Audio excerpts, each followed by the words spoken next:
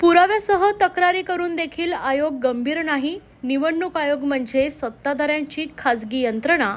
शिवसेना नेते माजी खासदार राजन विचारे।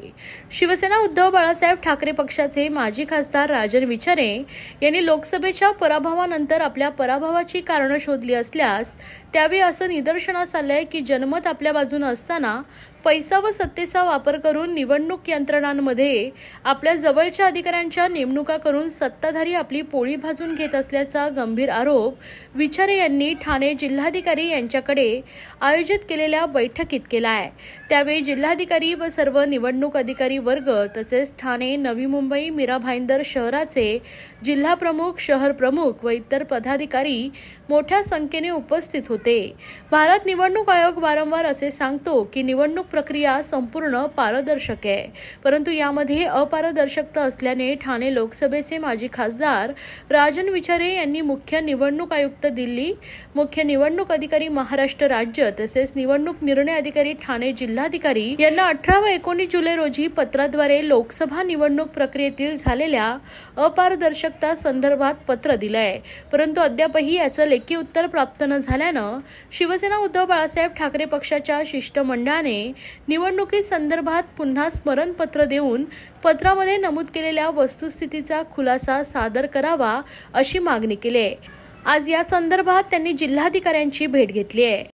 मला वाटतं आज कलेक्टर साहेबांना आम्ही गेल्या लोकसभेमध्ये कशा पद्धतीने चुकीचं काम या ठिकाणी झालं होतं आणि ज्या ज्या अधिकाऱ्यांनी या ठिकाणी बोगस यादी त्या ठिकाणी बनवली होती, आज तुम्ही बघितलं असेल या ठिकाणी या ठाणे लोकसभा मतदारसंघामध्ये या मीरा भाईंदरमध्ये जवळजवळ बघितलं असेल 34,000 नावं त्या ठिकाणी दुबार त्या ठिकाणी नावं केली होती। म्हणजे एक माणूस 2 वेळा मतदान करत होता।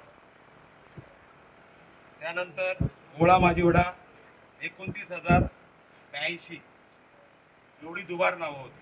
त्यानंतर कोपरी पाचपाकडी येथे 21,000 दुबार नावं होती।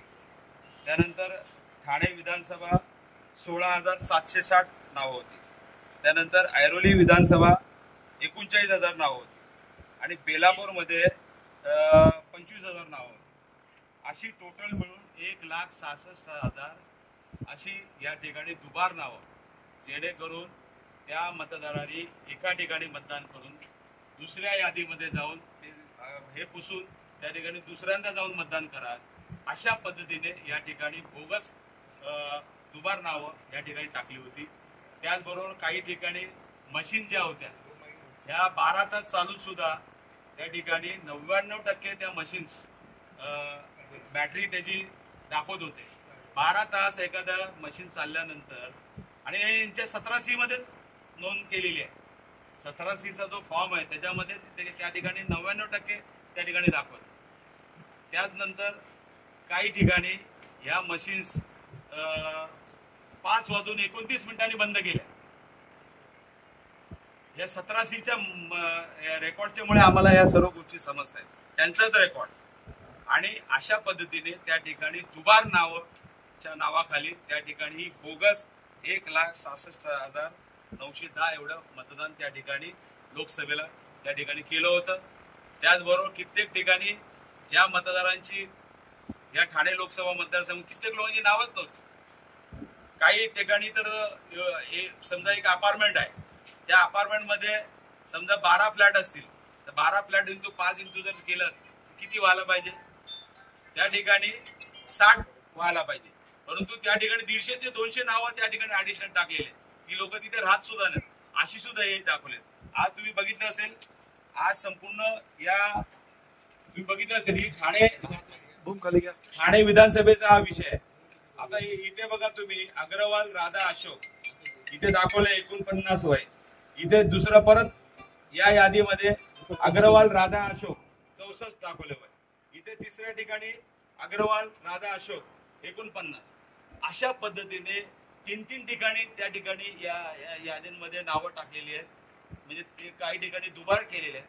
अशा पद्धतीने आज आम्ही संबंध कलेक्टर साहेबांना ही संपूर्ण 148 ठाणे विधानसभा मतदारसंघातली या ठिकाणी दुबार नावाची ही संबंध यादी हे काम इलेक्शन डिपार्टमेंटचं आहे, परंतु दुर्दैवानं या ठिकाणी मतदारांना या ठिकाणी हे सर्व काम करावं लागतं. जर आमच्यासारख्या यादी काल प्रसिद्ध झाली आणि जर आमच्याकडे यंत्रणा नसताना सुद्धा जर आम्ही ही जर एवढी दुबार नावं जर काढू शकतो, तर आज त्यांच्याकडे यंत्रणा असून हे सर्व तिथे डोळे मिटून त्या ठिकाणी काम केलं जात आहे.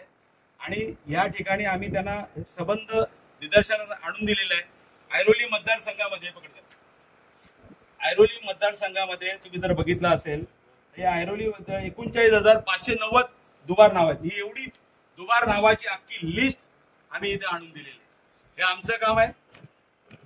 परंतु गेल्या लोकसभेच्या निवडणुकीमध्ये जो काय यांनी गैरप्रकार करून या ठिकाणी सत्तेचा गैरवापर करून जो लोकांचा विश्वासघात या ठिकाणी केलेला आहे आणि त्याचा पर्दाफाश करण्यासाठी आज आम्ही या ठिकाणी कलेक्टर साहेबांना पुराव्यासकट या ठिकाणी दिलेले आहे.